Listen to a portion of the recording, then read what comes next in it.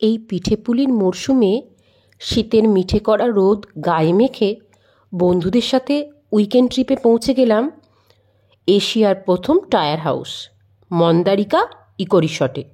কলকাতা থেকে দূরত্ব 50 কিলোমিটারের মতো।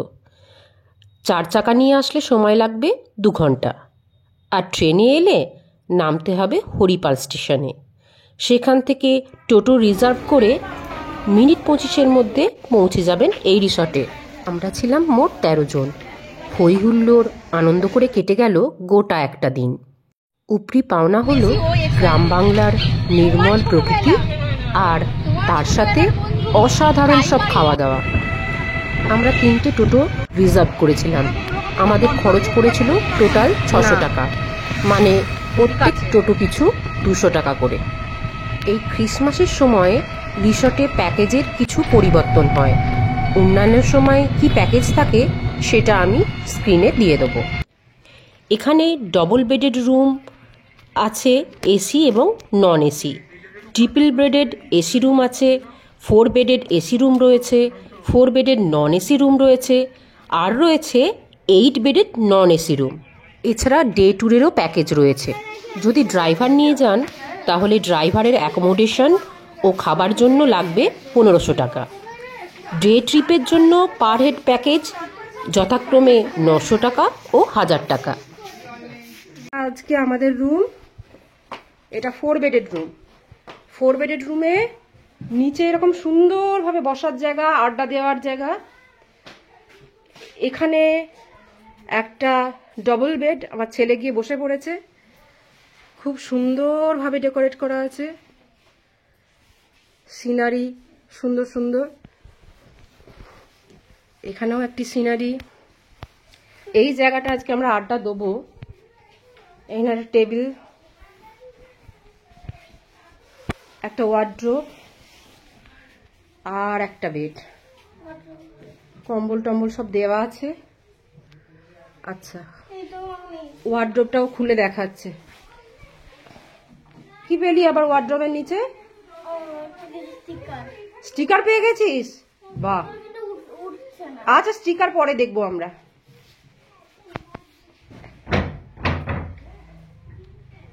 এখানে একটা বড় মিরর, টেবিল, ইলেকট্রিক কেটল, জলের বটল আর গ্লাস। কি এখানে রয়েছে জলের বটল, ইলেকট্রিক কেটল, আর কি আছে এখানে? গ্লাস আছে। বটলটা ওর পছন্দ হয়েছে। চলো বাথরুমটা দেখাও। বাথরুমে ঢুকতে হবে। বাথরুমটা একটু বড়ই আছে। এই যে মিরর, ওয়াশ বেসিন, ডাস্টবিন, বালতি, ওয়েস্টার্ন টয়লেট, ইউরিনাল রয়েছে একটা। চলুন রিসর্টটা আপনাদের ঘুরে দেখাই।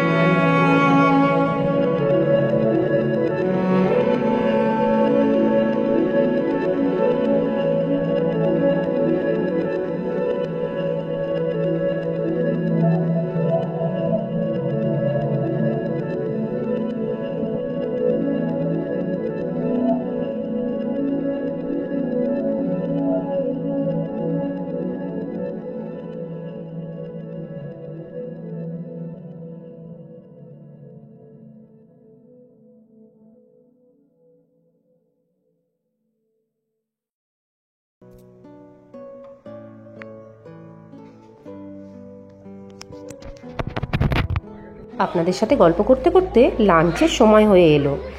এই যে এটা হচ্ছে এই রিসর্টের ডাইনিং এরিয়া। প্রকৃতির মাঝে খুব সুন্দর একটা জায়গা।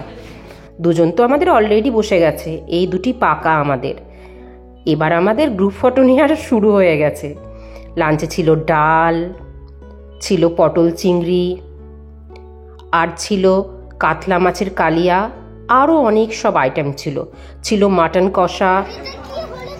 এই যে ওদের টেবিলে আগে দিয়ে দিয়েছে বলে আমাদের মধ্যে বেশ ঝগড়া ঝামেলা আরম্ভ হলো। ছোটগুলো বলতে লাগলো আমাদের কেন দিচ্ছে না, আমাদের কেন দিচ্ছে না। এখানে জাগ আর গ্লাসগুলোও বেশ মাটির সুন্দর ছিল। ওরা এই গ্লাসগুলো থেকে কতটা জল খাবে কে জানে, মনে হয় উল্টে দেবে। দেখি আর কি কি দিল। এই যে ভাত, গাওয়া ঘি, বকফুল ভাজা, তেলাকুচো পাতা ভাজা, না উচ্ছে ভাজা, আর ছিল একটা শাক, এবং ছিল আগেই দেখিয়েছি ডাল, পটল চিংড়ি, কাতলা কালিয়া, মাটন কষা। ও বারবার ভুল বলছি, মাটন কষা নয়, রীতিমতো মাটনের ঝোল। লাঞ্চ সেরে ফেরার সময় এই সুন্দর রঙিন প্রজাপতিটা চোখে পড়ল। রিসর্টের আশেপাশে কিছু পুরনো শিব মন্দির আর পুরাতত্ত্ব বিভাগ দ্বারা পরিচালিত এই মন্দিরটি রয়েছে। চলুন এটা চোখে দেখা যাক। আলো কমে যাওয়ার আগে একটা গ্রুপ ফটো তো তুলতেই হয়, তাই না? সন্ধে নেমে এসেছে আর চারপাশটা মায়াবী আলোয় সেজে উঠেছে। ভারী সুন্দর লাগছে রিসর্টটাকে। ঘুরে দেখুন।